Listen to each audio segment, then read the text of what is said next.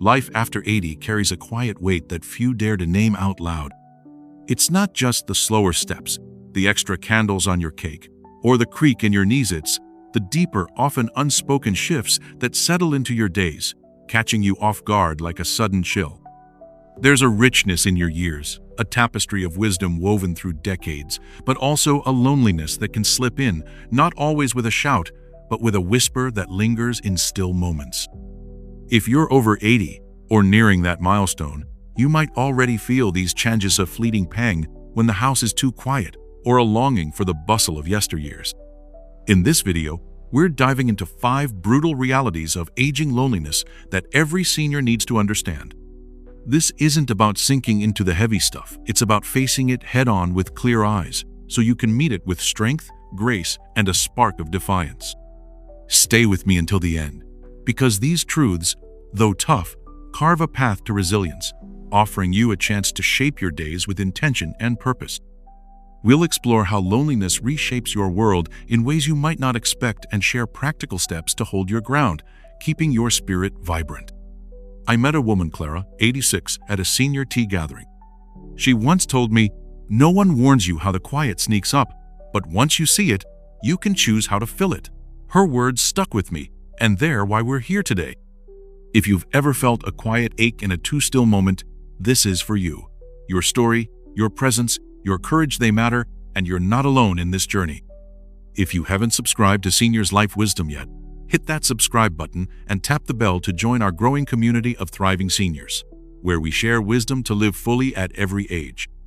Number 1. Daily routines fade away. You might notice the rhythms that once gave your days shape. Morning walks through the park, coffee chats with neighbors, or tending your garden begin to slip away, like threads unraveling from a familiar tapestry.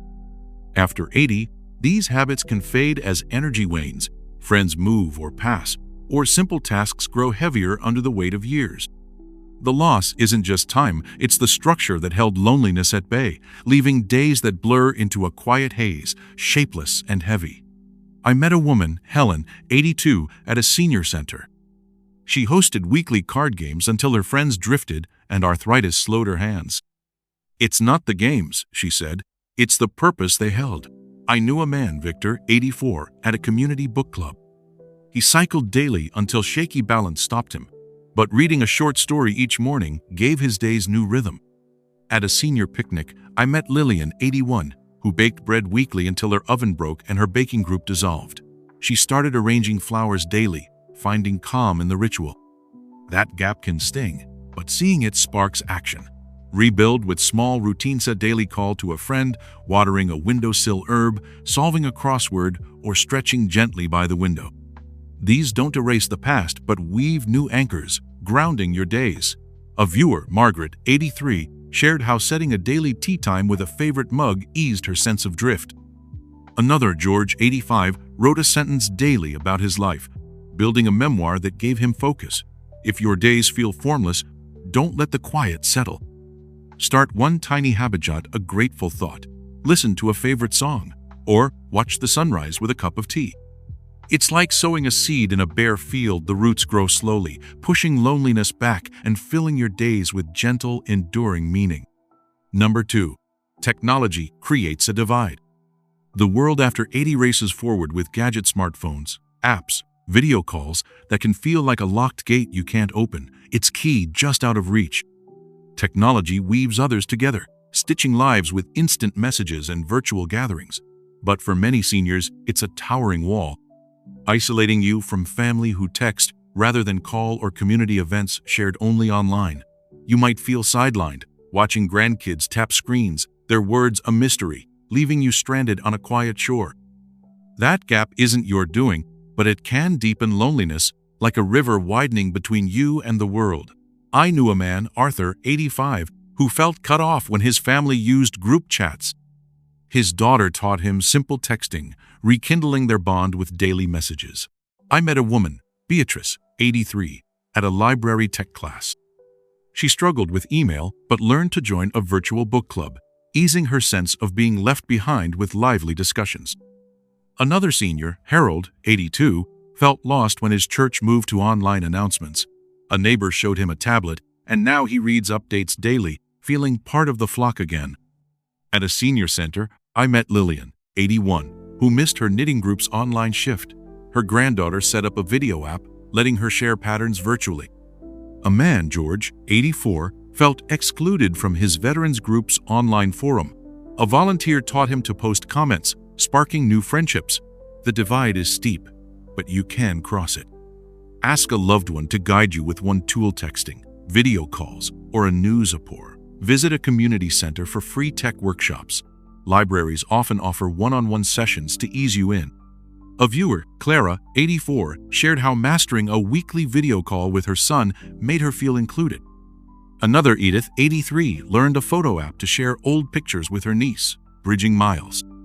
If tech feels overwhelming, start small: one message a week, a tutorial video on YouTube, or a library class. After 80, every step toward tech shrinks the gap, drawing you closer to loved ones and community. Try a simple app, like a weather tracker or a puzzle game, and practice daily. It's like learning a new tune, clumsy at first, with fumbled notes, but soon it hums with connection, keeping loneliness at bay and opening a world that's still yours to claim. Number 3. Unspoken grief lingers. Losses multiply after 80. Friends, spouses, dreams you once cherished, or places that shaped your soul. These sorrows don't always pour out in tears. Often, they're a quiet ache, tucked into empty chairs, faded photos, or a song that stirs memories like leaves in a soft wind. Unlike younger years, when energy abounded to wrestle with pain, you might lack the stamina to face these losses head-on, and loneliness festers in that silence, a weight you carry alone, heavy as a stone in your chest. I met a man, Walter, 83, at a community lunch. He lost his wife years ago, but stayed silent, thinking it was old news. Sharing her memory at a grief group lifted his isolation, like a cloud parting to reveal sunlight. I knew a woman, Edith, 81, at a senior choir.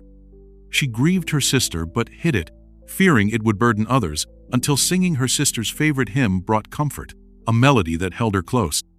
Another senior, George, 84, mourned his childhood friend quietly, the loss a private wound. Writing a letter to him, never sent, eased his heart, each word a step toward peace. At a senior art class, I met Clara, 86, who lost her daughter decades ago. She began painting her daughter's favorite flowers, finding solace in each brushstroke. A man, Henry, 82, at a veterans meet, carried the grief of lost comrades. He started carving small wooden figures, each one a tribute that lightened his solitude. Grief isn't a stage to pass, it's a companion you learn to walk beside, its presence softer when acknowledged. After 80, honoring it can lighten loneliness, like opening a window to let fresh air into a still room. Try sharing the story with a trusted friend, sketching a memory, lighting a candle for someone missed, or even planting a tree in their honor. A viewer, Rose, 82, shared how planting a rosebush for her late son softened her pain, its blooms a quiet reminder of love. Another viewer, Lillian, 83, wrote poems about her late husband, each verse a way to hold him close. If loss feels heavy, don't bury it in silence, it grows heavier there. Start small, whisper a memory to the stars, join a support circle, or trace a loved one's name in a journal. These acts, simple as they seem, are like untying a knot, letting grief breathe, softening loneliness, and keeping your heart open to life's warmth, even in its quiet seasons. Number 4. Your home becomes a silent space. Your home, once alive with family laughter, the hum of daily work, or the clatter of hobbies, can grow hushed after 80, as if the walls themselves hold their breath.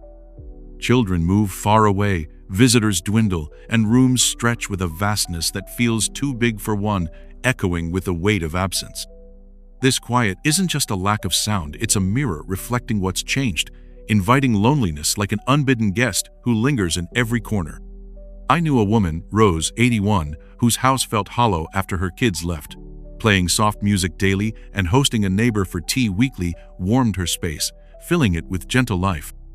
I met a man, Victor, 83, at a senior craft fair.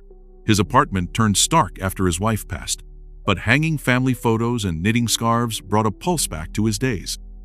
Another senior, Beatrice, 84, felt her downsized cottage too still, its silence pressing. She created a cozy reading nook with a lamp and books, softening the stillness with stories. At a community garden, I met Harold, 82, whose home grew quiet after his son moved abroad. He started tending potted herbs on his porch, their scent a daily comfort. A woman, Clara, 85, at a senior tea, found her house empty after downsizing. She hung wind chimes outside, their soft notes breaking the hush.